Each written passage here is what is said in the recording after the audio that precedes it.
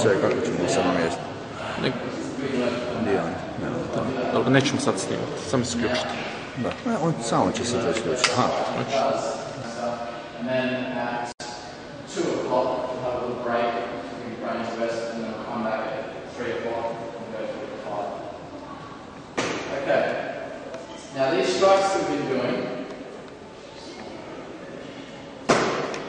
the first one that we're doing, as I said before, it's not that, so that's following through. It's not going to reload my next strike. If I do that, all my power's gone out there. Now, I'm going to come back like this to do that next strike.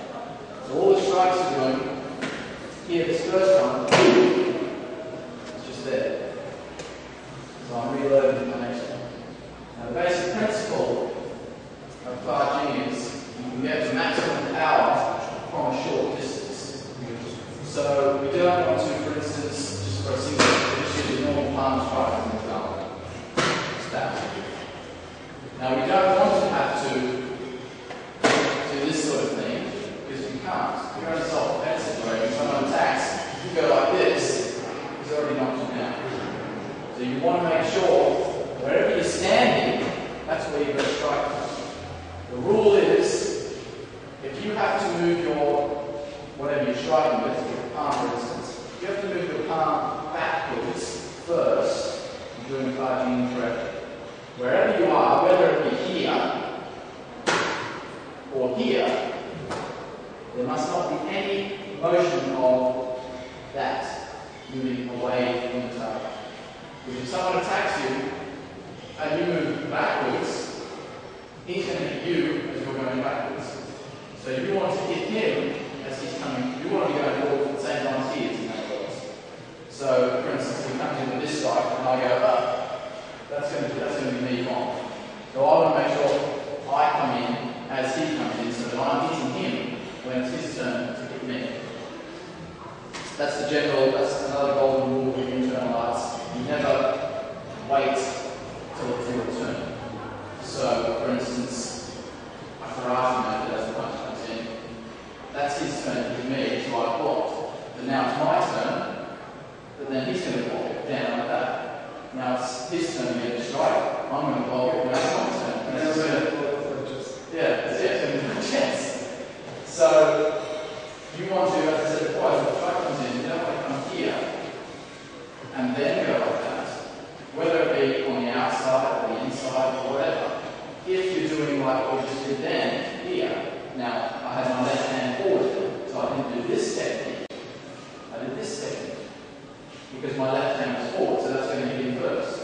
If I use this hand, it's going to take longer to get there, of course.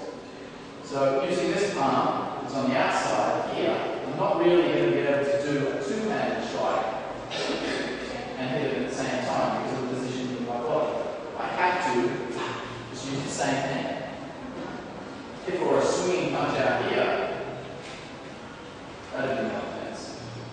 Striking into the neck and defending at the same time. So I'm never bang, because that's instantly, I've just blocked his arm, and now we've both got the same sort of challenge. Whereas if you just hit him straight away, that's not what people expect. Most people who attack you are expecting you to move backwards. So that's what most people do, like this. But you can change that into that. That's why we're using techniques that can become a reflex action. This can never become a reflex action because it's too humanized, it's too set out. Yeah. So that's trying to think about what you're going to do. That's like me saying, oh, okay, so if he throws that one, I'm going to do this technique. Or if he throws that one, I'm going to do this technique or something. When fighting, you can't tell, you can't say, okay, I'm going to, I don't know which one he's going to throw. You've just got to react to whatever comes into your body. So you've just got to have techniques that just throw your arms out and just overlap each other and continually strike and defend all at the same time, rather than, although I teach, that particular one there, for instance, is, technically a set thing that you learn, but it's so naturally flowing that that sort of thing can become reflex. And you train so many different ways of moving your body, you're not going to think, if he throws that one, I'm going to do this technique. If you do that, you lose because you're using your mind to think. You're fighting him as a human. You want to fight him as an animal. No animal thinks about what they're going to do. You don't see a dog going, what's he going to do? He just attacks. Any dog just attacks straight for the, preferably for the throat. But if you see a dog fighting, they're not going to go dodge a deer and come into the neck and bite the neck. They attack whatever is there. If the foot's closest, they'll attack that. It's the same principle here. If he throws the strike, I'm not going to go, that's me blocking his arm and coming through with the strike. Even that is 1, 2. However, doing a still sort of, it's still not really 1, 2 because it's so quick, but technically it's one after the other. If it does come in, now that strike out, I can't do it hard on the arm because it will damage the arm too much. But this sort of thing, we never just do that. The types of strikes we do on the arms, that there, say the punch is coming in, I'm going to go here. That strike on the arm is that. So preferably, if that's, say, this arm, just there, just on the tip of the elbow there, on the upside of his elbow, that boy just hit that with a mitt. You don't have to go like this. That strike there is going to break his arm, or at least dislocate it by hyperflexing the arm. So it's going to get that sort of effect, and it'll be just as good as a broken arm rather than actually breaking it.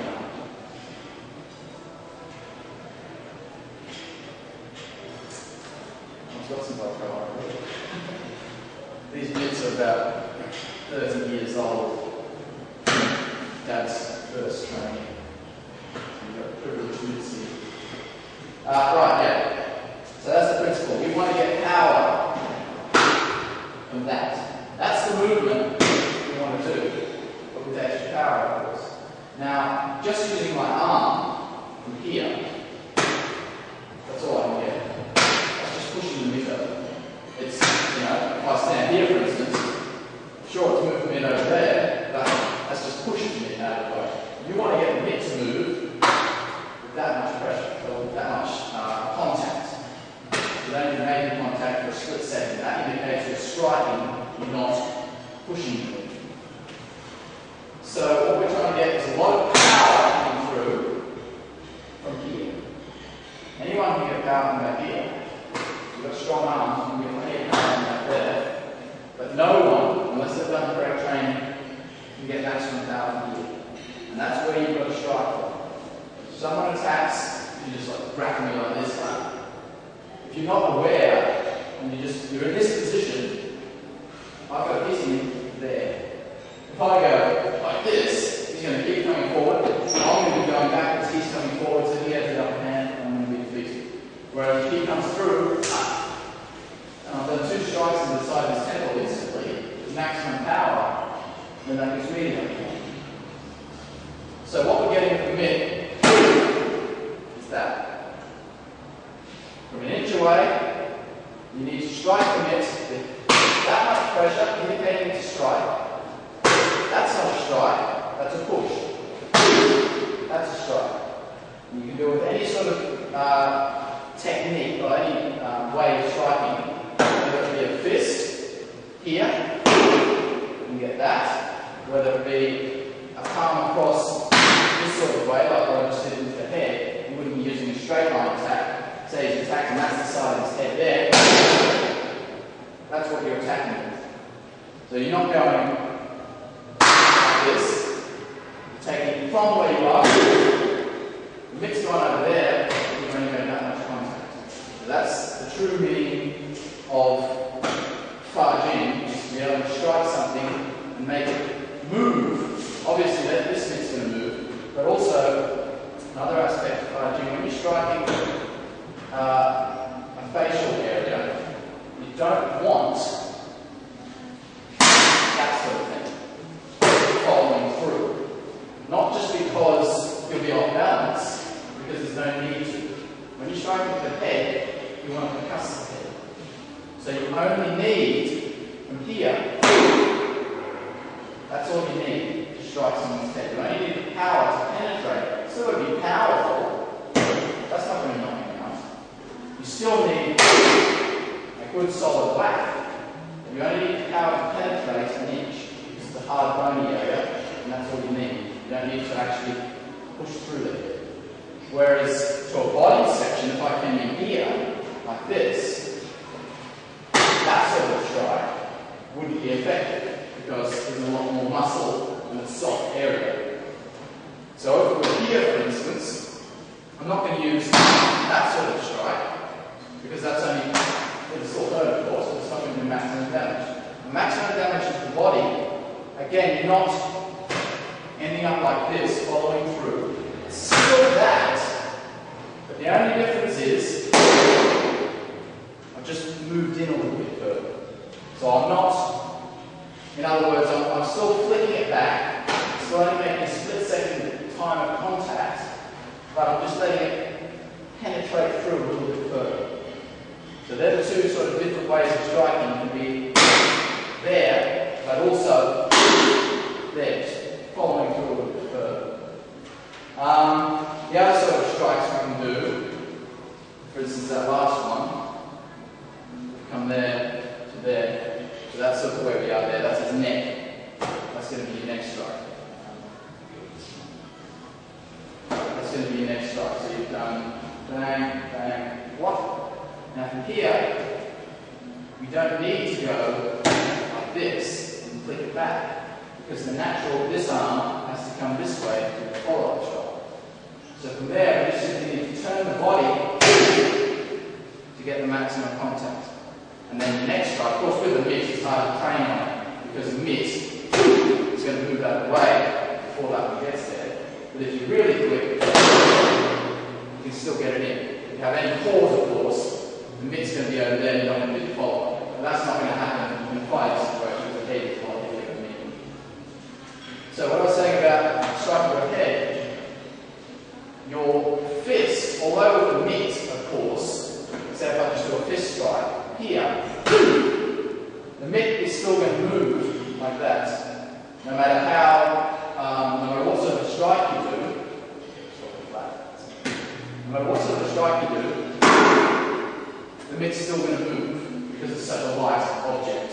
But if you train on a bag, punching bag, if you're doing a facial strike, this height, it should be like that. It should shutter the whole bag, if not make the bag swing. Whereas if you're striking the midsection of the bag will naturally swing. That's indicating it's following through. It's still swinging back, of course, but when you're striking the head, that's indicating the power's gone in, but gone shaking through the body rather than just going straight out back and say, so you're affecting the whole body in other words. So, yeah, we're going to be looking at the mitts, so we may do some tomorrow or later this afternoon just using hands just to give you a general idea of how the waist works. Because the principle behind it is, say, you know, a karate strike, for instance, normally it's just that, just using the arms. But some people that have got a little bit better, they at least turn the waist into the punch. So they're banging a low to the right and they turn to the left. The only way you can power that is from back here. From here, that's just a push. That's the maximum power that I can get without a flick on the end of it. And that's not going to do anything. It's just going to hurt you and make you want to keep on. So, with one turn of the waist, you can only get power from back here. That's why karate always pull like this back here. Anytime in the Tai Chi form, you see something like that, it's always going to be that movement there, as soon as we've done support parallel crunch. So rib shot coming down here, you've done that, and into there. That's why it's like that. It's come straight into part 3. Now you follow when you step through, like this. This step, chop, step across is bang, into his leg. Now this is going to slip back onto his wrist and straight into the what is wrist lock. So it's not loading the punch. It's got a wrist lock in there, and then coming through with the next strike. The martial application. Any principle of any movement in the form, if you see anything like that, on a much more advanced level, done like this. It's normally done back here, but you just teach beginners to put it on the hips, give somewhere with your fist. Make it easy to remember the movements. But yeah, any posture where it's here, always some sort of wrist lock, not loading the strike. Right, so Fire Jing works by shaking the waist rather than turning the waist. Turning the waist doesn't mean you're going into a power, unless you've got a distance to begin with. For instance, that last strike here, your arms are all the way up here, so you're going to have the distance there. But to get power from this distance, you have to violently shake the waist rather than turn your waist. All you have to do is shake your waist 3 times. It's sort of like sneezing. When you sneeze, you don't go achoo. Your whole body reacts. It's like that. The whole body sneezes and shakes through the body. And that's all Fire Jing is. It's just. And you've got to be totally relaxed, of course. Can't do Fire Jing like this. Any tension in the body, you cannot do Fire Jing. You've just got to be totally relaxed, like a ragdoll. You can get that power from a short distance, no matter what. If it's this way, you can get the power from there. So you don't need to go like this. Just shake it, go straight forward in the middle. What we're doing, then you go over the plate of the towel, looking at each other's legs, sort of thing. That's what we're doing. It's like the same principles of whip. You're shaking your waist left, right, left. With a whip, you don't just go